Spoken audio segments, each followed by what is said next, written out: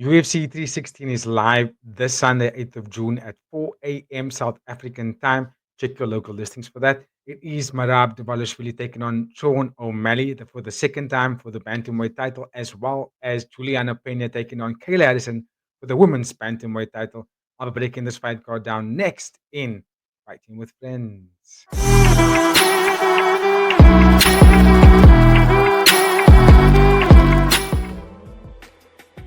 Yo, what's up, everybody? Welcome back to Fighting with Friends. It's your boy, brother guy, back again with another preview. This time it is going to be UFC 316. We bring it up on screen for you.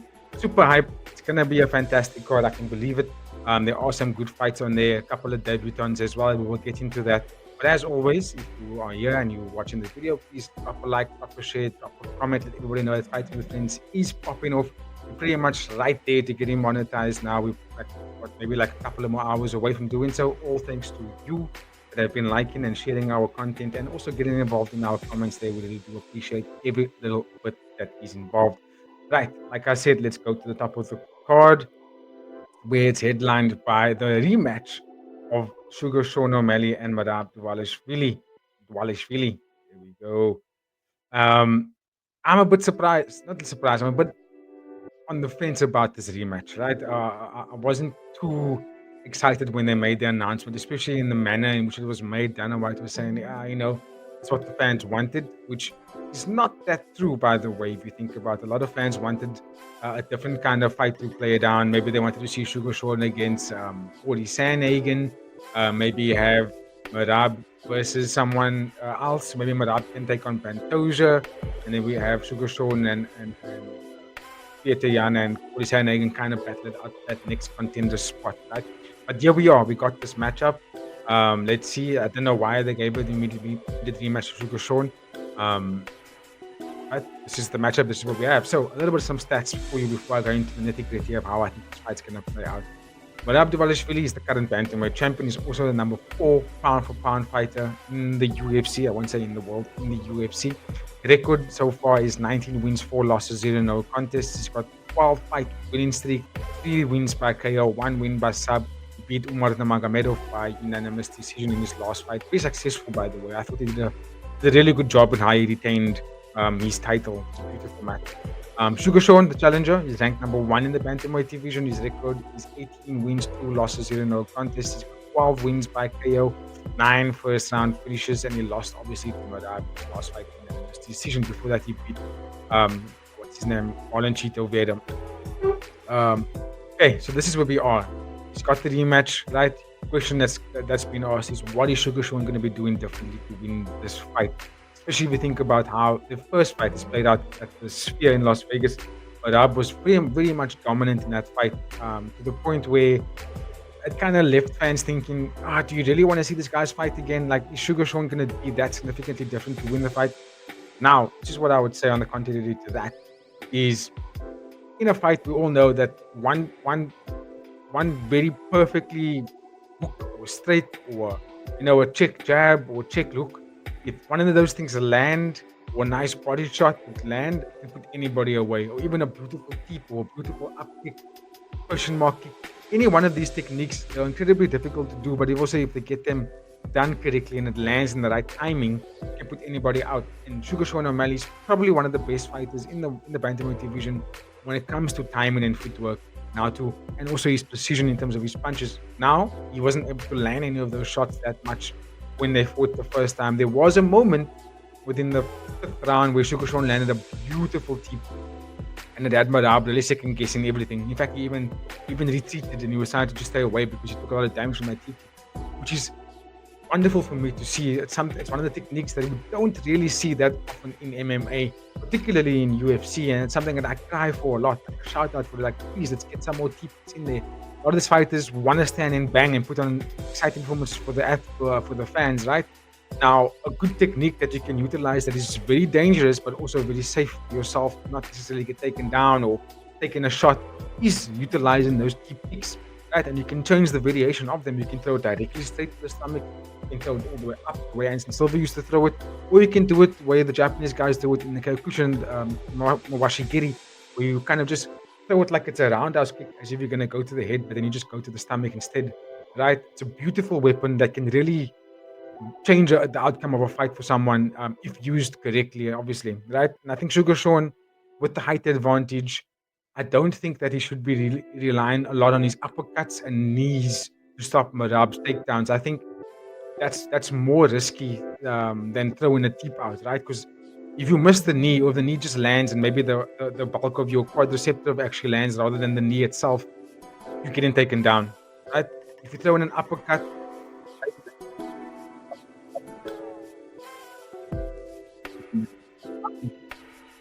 in terms of seamlessly going from an overhand right or jab into a takedown. It's almost one movement in the way he does it, and that's why he lands so many takedowns.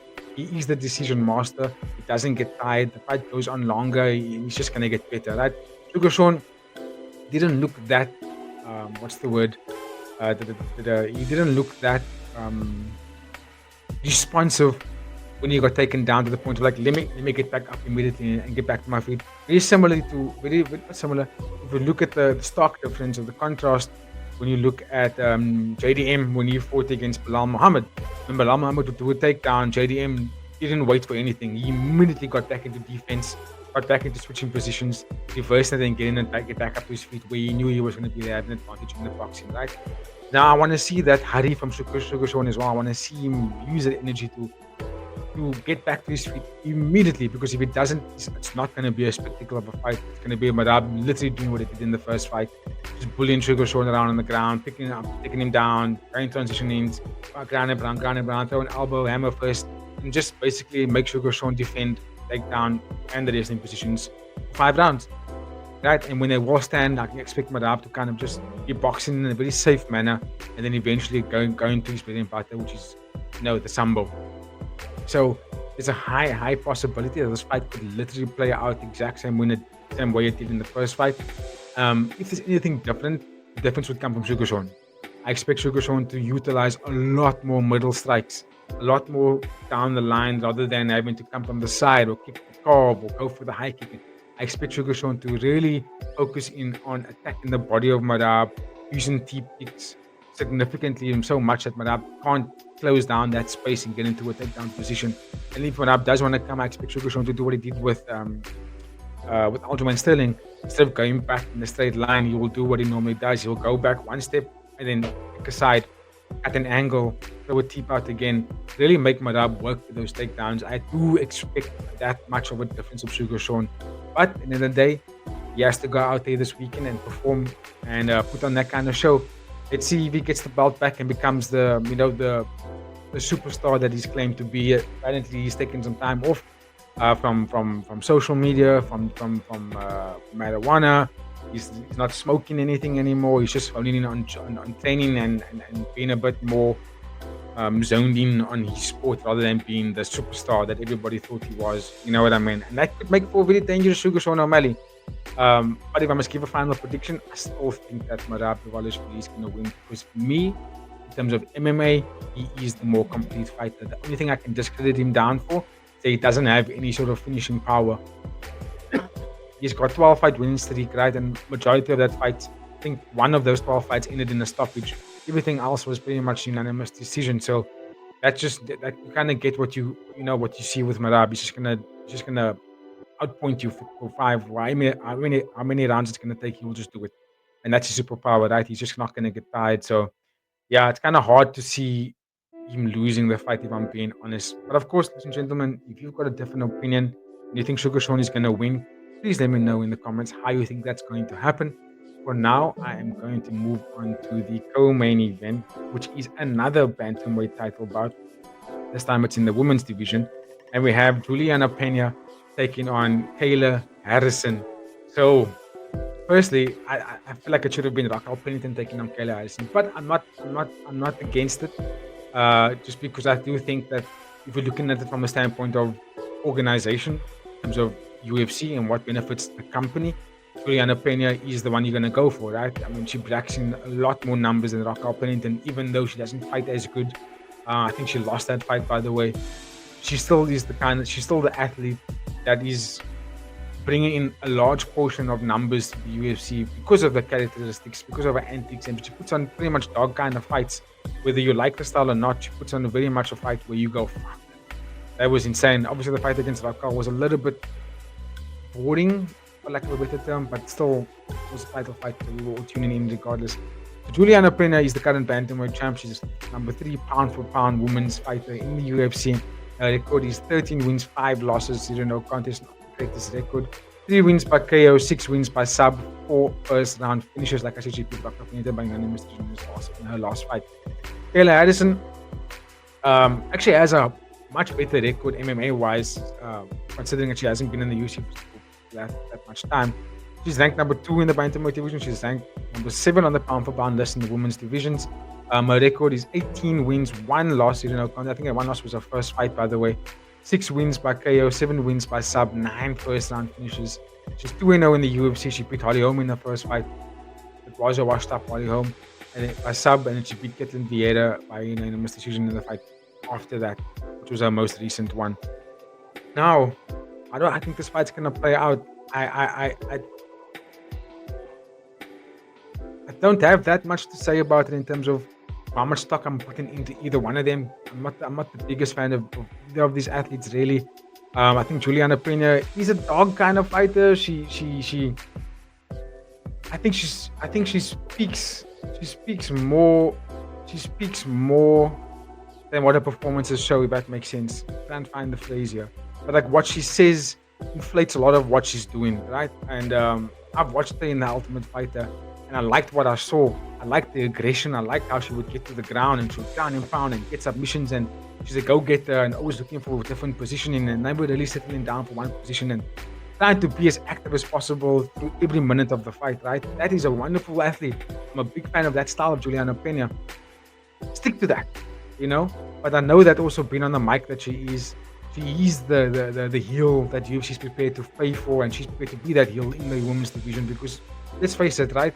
If we look at the entire list of women's athletes, there isn't really a character that can stand out on the mic that's popping off and taking names, and you know, Weili Zhang and Valentina Shevchenko are where they are because they're just the best, right? When they're on the mic, they're not really taking shots at anybody, not really saying things that's entertaining, that gets the crowd riled up.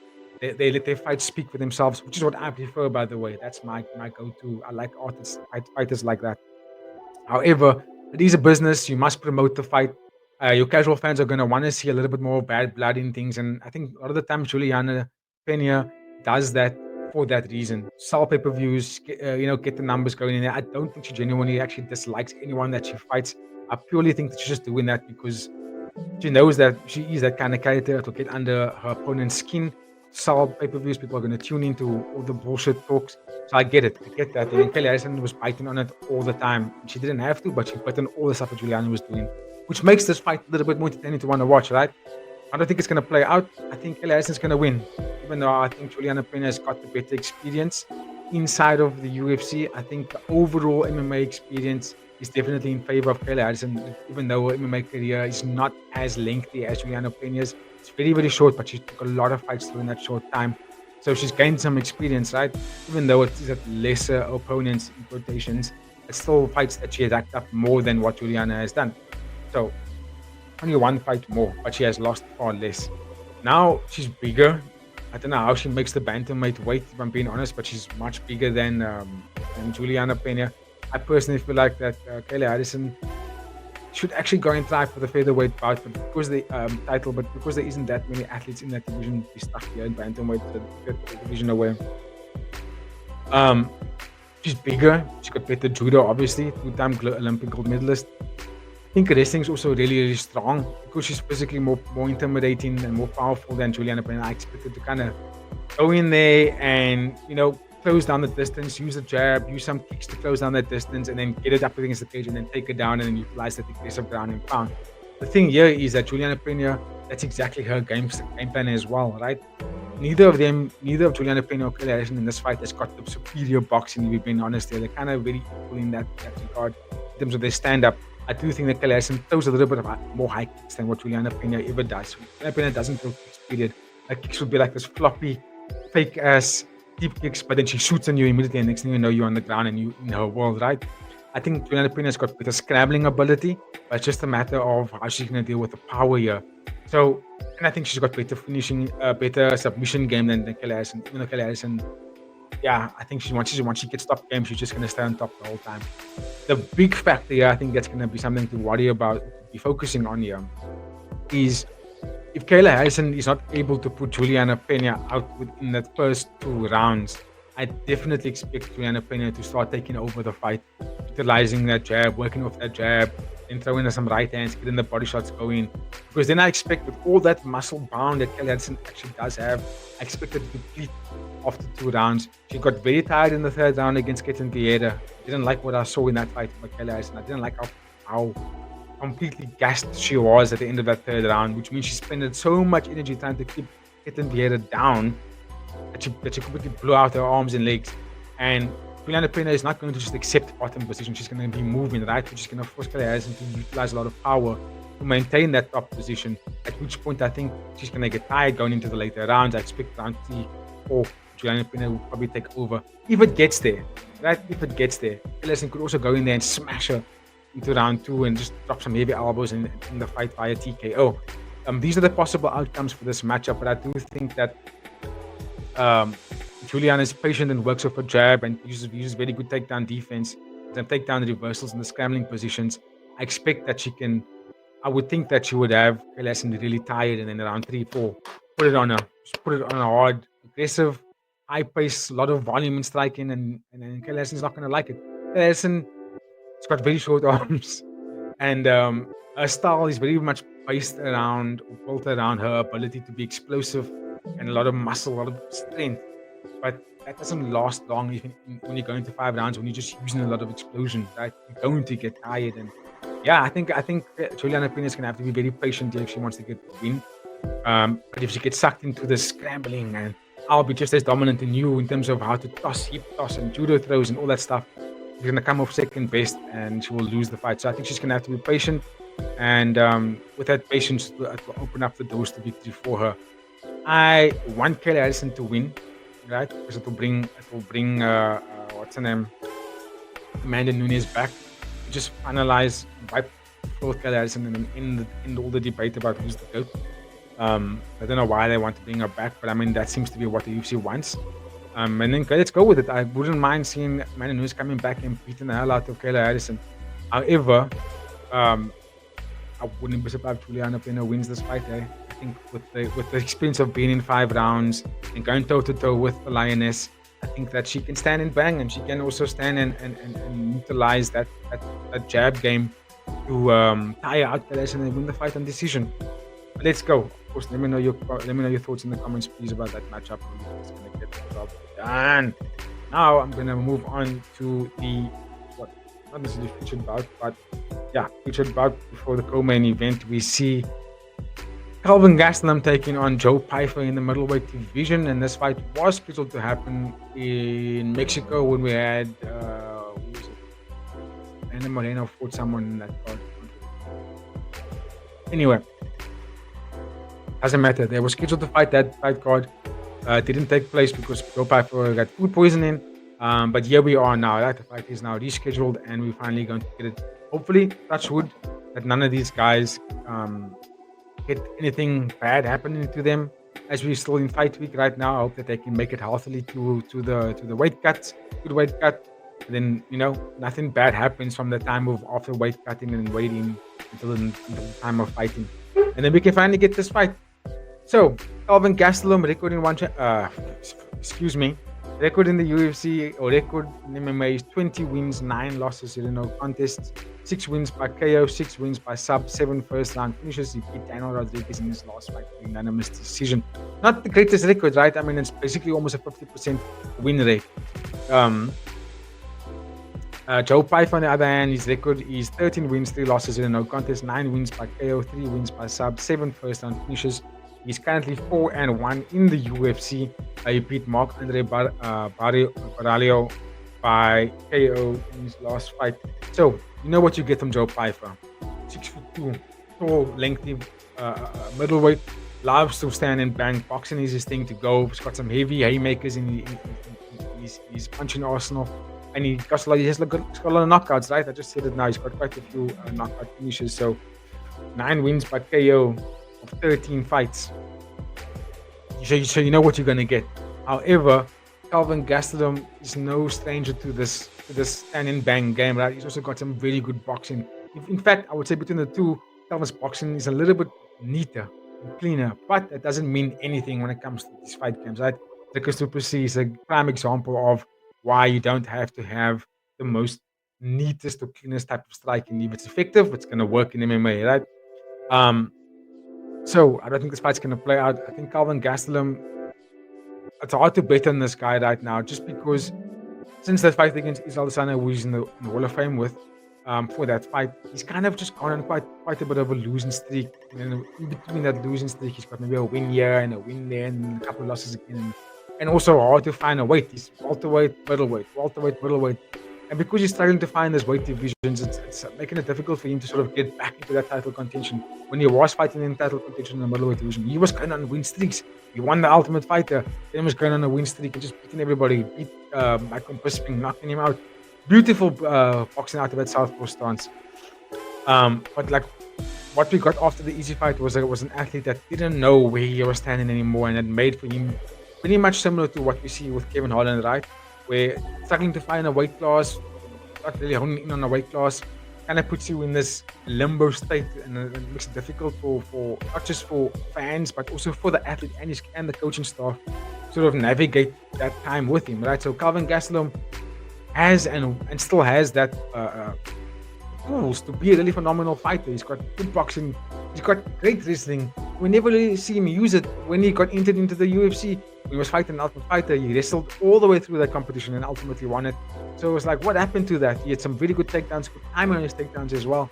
I'm surprised he didn't use that. So I think in this fight, he's going to have to utilize some grappling exchanges, even if it's clinch work up against the cage, even if you're just making him think about the grappling. That's enough to make the athlete go, whoa, I can't really attack that way I want to attack because it's just going to shoot on me, right?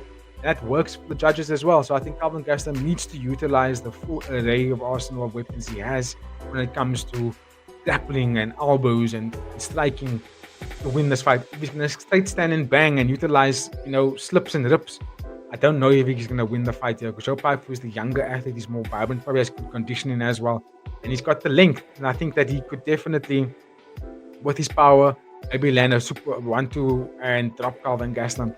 We have seen Calvin Gastelum get dropped before, literally by Israel Adesanya, who's also not the most powerful puncher, but super accurate and very super precise, and that's why he's able to drop people quite easily. Joe Piper, on the other hand, doesn't really have to land that cleanly to drop you. So I'm just a bit scared for Calvin Gastelum in this fight. I want him to win, but I also kind of low-key want Joe Piper to win because I do think there's more to support here, right? Calvin Gastelum is 34 years old. Probably only has two or three more years before we hear the announcement that he's going to retire. Where Joe Piper still has a solid 5 years, maybe make a name in the middleweight division. So I think there's just a little bit more to fight for in terms of Joe Piper, and that's probably why I'm leaning towards him just ever so slightly to get the job done here. But it should be a good fight nonetheless. I don't want to see a fucking decision. Excuse me, I don't want to see a decision. I want to see someone get stopped in this one because there is high potential for a finish in this fight. Hopefully we get that. Of course, ladies and gentlemen, you can let me know your thoughts in the comments about who you think is going to win that one. Let's keep it moving nice and swiftly to a fight between Mario Batista, welcoming the new addition to the UFC roster in catching mix. Mario Batista, his record is firstly he's ranked number 10 in the Bantamweight division. His record is 15-2. 3 wins by KO, 6 wins by sub, 5 first-round finishes. He's also on a 7-fight win streak currently in the UFC, and he beat Jose Aldo in his last fight by split decision, which people didn't really like. People were like, it's controversial. Pachi Mix, his record is 20 wins, 1 loss, 0 contest. He's got 7-fight win streak as well, 13 wins by sub, 9 first-round finishes. He was a champion in the Bellator fight organization. This is going to be his UFC debut. I think Mario Batista was scheduled to fight against Marlon Chito Vera. Marlon Chito Vera unfortunately wasn't able to make the fight, and this is why they now brought in Pachi Mix. I've heard the name in the past. I've heard people talking about it, but never really given it too much thought. Didn't look up too much about the guy. Don't really watch Bellator at all, if I'm being honest. probably should watch him. But I mean, the UFC is only signing Bellator fighters when they basically close to retirement. Michael Chandler, Michael Venom Page, and now you got what's his name, Patricio Pitbull, Patchy Mix. If Patchy Mix is still in his prime. He's only 31 years old, so he's still pretty much like perfect signing for the UFC. But the other guys are like you signing them after the fact, after they had like a bunch of title runs. Now you want to get these guys in. You know what I mean? Patchy Mix is perfect. It's like 31 is like you getting him literally where he's at his peak level. So what can I say about him? He's a wrestler, right? Really good jiu-jitsu practitioner, good submission artist. He's got some good boxing on his hands, and he's got some heavy hands when he does let them throw. He's married to Tatiana Suarez. I only found out that pretty recently, even though Tatiana Suarez has been speaking about Patchy Mix literally her entire career. So that kind of tells you where they're at, right? If you look at Tatiana's grappling and how she grapples, it's very aggressive, it's very high level. So I think Patchy Mix has got the same thing. I don't think this fight's going to play out. Mario Batista is on the 7-fight win streak, not by luck. Right? He's very competent. He's got good defense. He's got very good submission game as well. Very, very durable. He took some very big shots from Jose Aldo and walked not right through them, but he's able to take them with his conditioning and then put Jose up against the cage and then, fight out of the clinching positions. I don't know if Mario Batista is going to be able to get Patchy Mix down. I think Patchy Mix is probably the slicker grappler here. So it's going to be an exchange of, getting into that void. And once they're into the void, who's going to shoot first is probably going to be the one that will dictate the pace. Mario Batista is very conditioned and powerful. I think he's going to have to utilize a lot more of the striking department in this fight. He's going to get the job done here. It's a bit tricky for me to pick a winner, just because it's hard to pick when there's an unknown fighter, if I'm being honest, or unknown to me. Purely based on I haven't watched enough tape to kind of see what can be his keys to victory, other than the fact that maybe, get the fight to the ground and get the submission game going. I think there's a high chance he can do that, but damn it, Mario Batista over the last 2 years has really put himself in a position to be a tough guy, a tough fight for a lot of people. It's mad that he's only ranked number 10, but kind of shows you how tough that bantamweight division really is. I think if I must just bantamweight pick a winner here, I would say Mario Batista by decision. But Patchy Mix looks fired up based on his interviews. Oh, pardon me. Based on all his interviews, but also he looks very fired up in the UFC embedded episode that's been out so far. He looks like he's just wants to prove a point. You know what I mean? He's got the nickname No Love, so he's carrying himself with the energy of like, I don't give two flying F's who's here. I'm gonna beat everybody. I'm the champion. I'm the guy. I'm. So let's see what you got, bruh. Let's see what you got. That will be taking place this weekend, obviously. But let me know your thoughts in the comments, please, ladies and gentlemen. We think he's gonna get the job done. I wouldn't be upset if he does win, by the way. Mario Batista, as much as I think he's a very good fighter, he's just not championship quality for me. You know what I mean? So I can see him also losing the fight. Anyway, let me know your thoughts, please. Drop a like. Let's keep it moving. Featured opening bout of the main card. We have Vicente Luque taking on Kevin Holland in the welterweight division. Vicente Luque is ranked number 14 in the welterweight division. There was a time where he was literally in the top 5. Record is 23 wins, 10 losses, 1 no contest, 11 wins by KO, 9 wins by sub, and 14 first round finishes. He beat Temba Karimbo by sub in his last fight. I think it was a first round sub. Kevin Holland, his record is 27 wins, 13 losses, 0 no contests. He's got 14 wins by KO, 8 wins by sub, 13 first round finishes. And he beat Gunnar Nelson by unanimous decision in his last fight. Looked really good in that fight, by the way. Could have had Gunnar Nelson out of there within the earlier rounds, but unfortunately didn't get that finish. But did fight very well over the course of the 5 rounds. Almost shades of Kevin Holland when he was beating everybody up. Jacques Souza, all the guys just looking mad. This could be the fight for the older class guys, Vicente Luque. There was a time where he was just super dangerous. He went to the ground, he was going to tap you out very quickly. Damien Maia spec also has really good striking, good boxing, right? I expect this fight to be a little bit of a stand-up war, just for a moment before Vicente Luque shoots. I think he's going to be the one to shoot first. Kevin Holland never really shoots first on anybody. He utilizes his length really well, fights off his jab, utilizes front kicks, sometimes throws some high kicks out there, throws the 1-2 down the pipe. So I expect him to utilize that reach advantage in this fight to piece Vicente Luque up. But I think Vicente Luque is probably going to step into the pocket, take a shot, go to the body, then go to the head with those deadly hooks that he has on his game. Fascinating fight. I think both guys are coming off good wins, so they want to continue that win streak. Really, I'm happy to see Kevin Holland staying in the welterweight division now. That's 2 fights in the welterweight. Excuse me. 2 fights in the welterweight division now, so I'm hoping that he stays here and not go up to middleweight. Doesn't have to do that. But I don't know if he's gonna get the job done. I think Vicente Luque has got more avenues in which he can take the fight. He can take it to the ground. He can take it into the clinch. He can use very good boxing as well. He's strong. He can take it to the point where he can just make a submission game. And Holland also got some very good submission games as well. He's got great scrambles. So it's just a matter of who tires out first, whose game plan is implemented better, who's able to make changes on the fly and adapt in fight. I think it's going to be a good fight, and that's a good matchup for the UFC as well to put that on the opening bout. I think it's a lekker fight to watch, really lekker fight to watch, and I think I'm going to go with. I never really ever bet on Vicente Luque. He's been okay at some off fights. I just think he's got more tools to win.